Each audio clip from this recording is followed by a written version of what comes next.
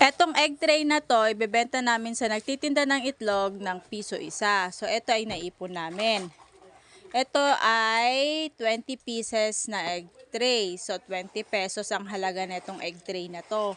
Kung pupunta ka sa bilihan ng itlog, mamamasahe ka ng 10 piso. Uuwi ka, syempre mamamasahe ka ng 10 piso to 20 pesos. Ang halaga nito ay 20 pesos. Sa tingin mo, kumita ka?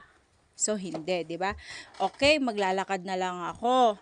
So, maglalakad ka, mapapagod ka, bibili ka ng soft drinks. Ang soft drinks, sabi natin ng Mountain Dew ay nasa 15. Tapos magtitinapay ka pa. So, ganun din, di ba? Pero ang pinaka-wise neto, kapag pumunta ka sa palengke, sabay mo na lang to. Tubo ka ng 20. Pero kung sasadyay mo ibenta ito, lugi ka sa pagod. Pero kung iisipin mo nakatulong ka kay Mother Earth at saka lumuwag yung bahay mo, luminis ng konti yung bahay mo dahil naipon na nga. So, dalhin mo na to sa nagtitinda ng itlog. Kaya, yun lang share ko kasi marami akong mga kalakal na iniipon, nagiging junk shop na yung bahay ko.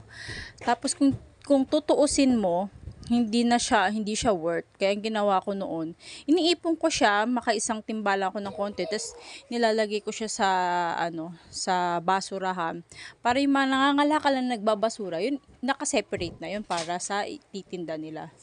So ganun lang. Minsan isip-isipin din natin, 'di ba? So yun lang for today. Bye-bye.